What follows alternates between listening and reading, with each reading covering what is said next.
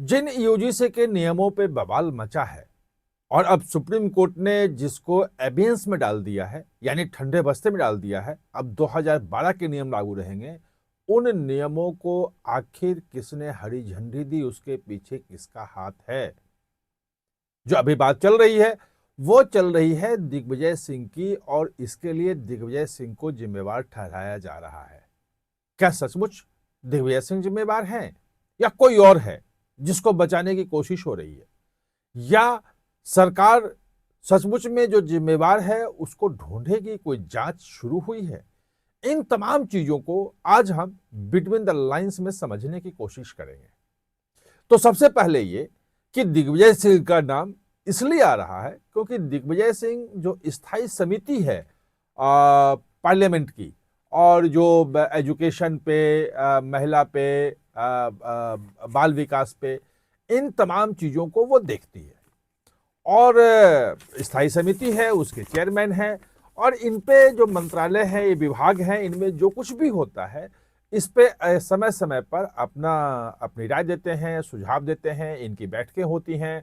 उसमें स्थायी समिति भी जो होता है वो राज्यसभा और लोकसभा के दोनों सदनों के उसमें सदस्य होते हैं, और सभी पार्टियों के होते हैं। ऐसा नहीं होता है, 30 लगभग इसमें सदस्य होते हैं। तो इसके लिए क्या सचमुच में दिग्विजय सिंह को जिम्मेवार ठहराया जा सकता है?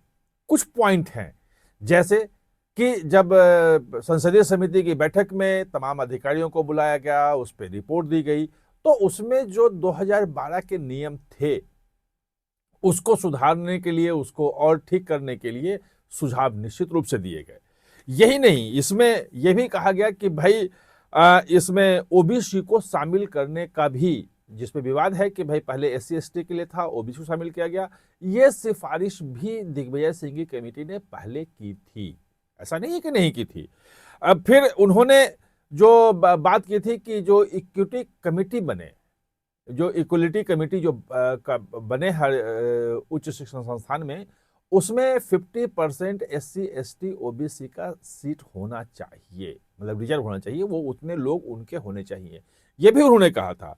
और ये भी उन्होंने कहा था कि भाई इसकी वार्षिक हर साल रिपोर्ट हो, और वो रिपोर्ट का पे क्रियान्वयन क्या हुआ, कैसे हुआ, उसकी निगरानी भी हो, और ये तमाम चीजें उनकी रिपोर्ट में थी। लेकिन क्या सचमुच में इस रिपोर्ट को देने के आधार पे ये नियम बन गए? ये एक प्ली है उसमें, और मंत्रालय भी कहता है कि भाई सुप्रीम कोर्ट ने भी कहा था कि उसमें सुधार की जरूरत है और उसको नया बनाओ, और हमने किया। और एक जो है वो कमेटी बनाई गई, 10 सदस्यीय कमेटी बनाई गई, उस कमेटी ने अपनी रिपोर्ट दी। निश्चित रूप से जो संसदीय समिति की रिपोर्ट होती है उसमें कुछ बिंदु शामिल किए गए, जैसे 10 सदस्यीय समिति की जब इक्वलिटी कमेटी की जब बात हुई, तो उसमें एससी एसटी ओबीसी, दिव्यांग, महिला, इसकी जो है प्रतिनिधित्व हो, यह सुनिश्चित किया गया। अब इसमें लोग कहते हैं कि उसमें तो एससी एसटी ओबीसी जो है वो तो 3 ही रहे, वो तो 50% की बात कर रहे थे दिग्विजय सिंह, वो बात नहीं मानी, जो नए दिशा निर्देश हैं उसमें बात नहीं थी। और महिला और दिव्यांग जो है वो इसको मिलाकर के 5 हो जाता है, 50% हो जाता है। लेकिन वो तो कोई भी हो सकता है, वो तो फॉरवर्ड क्लास की महिला भी हो सकती है, मतलब सवर्ण महिला भी हो सकती है, दिव्यांग जो है सवर्ण भी हो सकता है, बैकवर्ड भी हो सकता है। यानी कि पूरी की पूरी बात उनकी नहीं मानी गई है इसमें। ये तथ्य सामने आ रहा है। अब बात यह है कि 10 सदस्यीय कमेटी जो बनी थी और जिसने सुझाव दिए, जिन सुझावों के आधार पर ये नए नियम बनाए गए, वो कमेटी के जो उसके ड्राफ्ट जो है वो पिछले साल फरवरी में जारी हो गए थे। उस ड्राफ्ट में भी, जबकि उस ड्राफ्ट जो तैयार किया गया था, उस ड्राफ्ट में ये जो संसदीय समिति है दिग्विजय सिंह के अध्यक्षता वाली, इसकी बातें भी उसमें रखी गई थी।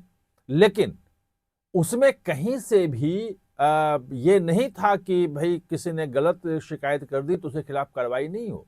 बल्कि अगर जो फरवरी वाला ड्राफ्ट है वो अगर आप देखेंगे, पिछले साल फरवरी में होता, 1 साल पहले ड्राफ्ट आया था वो, उसमें अगर आप देखेंगे तो उसमें साफ साफ लिखा गया है कि अगर कोई गलत फर्जी शिकायत करता है, कोई गलत शिकायत कर देता है, तो उसके ऊपर कार्रवाई की जाएगी। जो फाइनल दिशा निर्देश जारी हुए, जो नियम बने, उसमें यह नहीं था। ये किसने किया, ये अभी इस पर चर्चा करेंगे।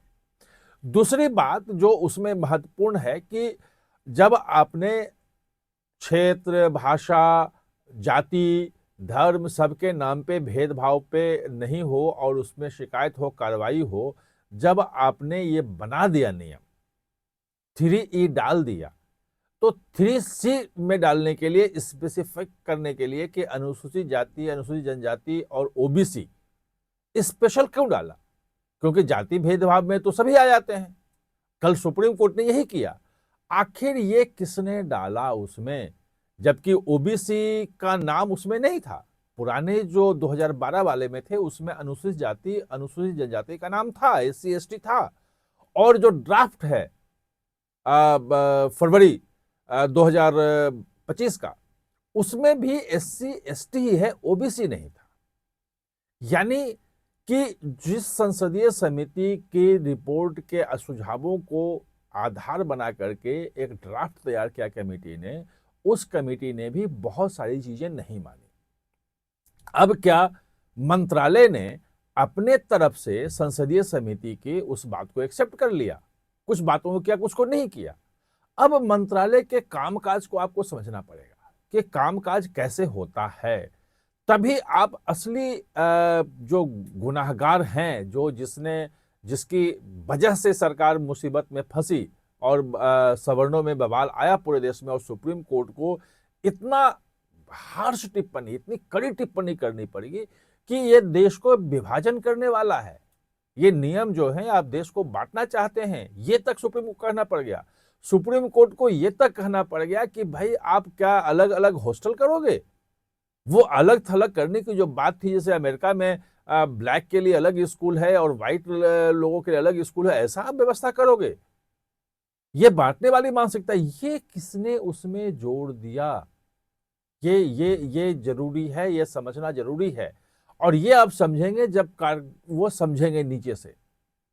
तो दरअसल जब भी शुरू होता है कोई भी नोटिंग शुरू होती है, फाइल बनती है, तो सबसे पहले जो उसमें आता है वो आता है under secretary, section officer. Section officer बने अंडर सेक्रेटरी जो है, वो उसके नेतृत्व में एक फाइल तैयार होती है और वो तमाम चीजों को देख करके एक ड्राफ्ट बनाता है। ड्राफ्ट तो लेशन था, उसमें क्या क्या चेंज होने चाहिए, कैसे होने चाहिए, वो फाइल वहां से चलती है, वो फिर डिप्टी सेक्रेटरी के पास जाता है। डिप्टी सेक्रेटरी अपने उस पर कमेंट लिखता है कि इसमें सही है या क्या बदलाव होना चाहिए। फिर जो डिपार्टमेंट का डायरेक्टर के पास जाएगा, जो देख रहा है, डायरेक्टर जो है वो भी उस पर लिखेगा कि क्या क्या है। और डायरेक्टर कई बार सीधे आईएएस भी होते हैं, नए जो आईएएस होते हैं वो डायरेक्टर भी होते हैं, तो डायरेक्टर उस पर भी नोटिंग करेगा। उस नोटिंग के बाद जाएगा वो ज्वाइंट सेक्रेटरी के पास, ज्वाइंट सेक्रेटरी भी उस पर साइन करेगा और बताएगा कि भाई इसमें जो सही है वो सही है और क्या सुझाव है, साइन उस करेगा। फिर जाएगा सेक्रेटरी के पास और सेक्रेटरी जब उसको अप्रूव कर देगा, तब होता है कि हाँ अप्रूव हो गया। इसमें मंत्री की जिम्मेवारी बनती है कि भाई मंत्री को ये देखना चाहिए कि अगर उसका सेक्रेटरी कुछ कर रहा है तो क्या है, फाइल वहां भी जाती है। कई बार ये होता है कि मंत्री कह देते हैं वो कि भाई ठीक है आप लोग ने तय करे तो कर लिया, तो सेक्रेटरी ये लिख करके साइन कर देता है कि मंत्री ने ऐसा कहा है और उनकी तरफ से राजी ले ली गई है, यानी कि जिम्मेवारी पूरी जगह है। अब सवाल यह है इसमें कि आखिर वो नोटिंग में ये जो डिलीट कर दिया गया कि फर्जी शिकायत अगर कोई करता है तो उसके खिलाफ कार्रवाई होगी, ये हटाया किस जगह पे?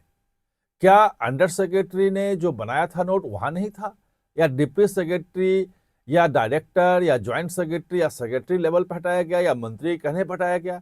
ये जांच का विषय है, क्योंकि जिसने भी किया है वो सचमुच में उसकी मंशा देश को बांटने वाली है और उस आदमी की पहचान होनी जरूरी है।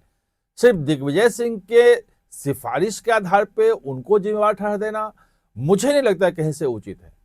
दूसरी बात कि ओबीसी जब नहीं था ड्राफ्ट में, तो ड्राफ्ट में किसने जोड़ा?